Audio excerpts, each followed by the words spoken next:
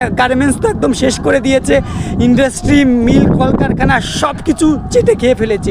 এবারে ক্রিকেটটা বাকি ছিল, সেটাও শেষ করে দিল, সব শেষ। বন্ধুরা, এইসব যে সিদ্ধান্ত নিচ্ছে, এইসবের পিছনে কে আছে জানেন? প্রত্যেকটা দেশে, সেই দেশের প্লেয়ার যদি অন্য দেশে খেলতে যায়, সর্বপ্রথম সরকারের কাছ থেকে পারমিশন নেওয়া জরুরি। পারমিশন নিতে হয় কি যে হ্যাঁ, সরকারের প্লেয়ার, এই দেশের প্লেয়ার অন্য দেশে ওই জায়গায় খেলতে যাবে, ওই দেশে সুরক্ষা আছে কি না আছে, এইগুলো বিবাদ বিবেচনা করে সব কিছু সম্পূর্ণভাবে সুষ্ঠুভাবে পরিকল্পিত হয়ে এই কাজগুলো করে। আর এইটা পারমিশন একমাত্র সরকার দেয়। কিন্তু আপনাদের বর্তমান সরকার ডক্টর ইউনূস, মুহাম্মদ ইউনূস, সে চায়নি যে সে এই দেশে, এই আমাদের ভারতবর্ষের মাটিতে তারা খেলতে আসুক। এখন ভাবুন আপনারা, এই যে ইউনূস সরকার, সে কতটা আপনাদেরকে নিচের দিকে নিয়ে যাচ্ছে।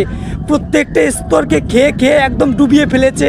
গার্মেন্টস তো একদম শেষ করে দিয়েছে, ইন্ডাস্ট্রি, মিল, কলকারখানা সব কিছু চেটে খেয়ে ফেলেছে। এবারে ক্রিকেটটা বাকি ছিল, সেটাও শেষ করে দিল, সব শেষ। কোনো অসুবিধা নাই, আপনারা যদি না চান আপনারা এই দেশে খেলতে আসবেন না, তাহলে আপনাদের জায়গায় রিপ্লেসমেন্ট স্কটল্যান্ড, কোনো অসুবিধা নাই। আপনাদের বাপ পাকিস্তান, তারা যদি না খেলে তাহলে জিম্বাবুয়ে আছে, কোনো অসুবিধা নেই, রিপ্লেসমেন্ট আপনাদের আছে। আপনারা এই নিয়ে চিন্তা করবেন না, ঠিক আছে? আপনাদের যদি না আসার ইচ্ছে থাকে আসবেন না, কিন্তু ভারতকে নিয়ে যদি কোনো উস্কানিমূলক কথা বলেন, তাহলে আপনাদের তার মুতোর জবাব দেওয়া হবে। আপনারা নিজেদের জায়গাটাকে তৈরি করুন, তারপরে অন্যদের সঙ্গে লড়তে আসবেন। বুঝতে পারছেন? নিজেদের তো দোকড়ি দাম নেই, আর আপনারা লড়তে আসছেন ভারতের সঙ্গে, অসম্ভব।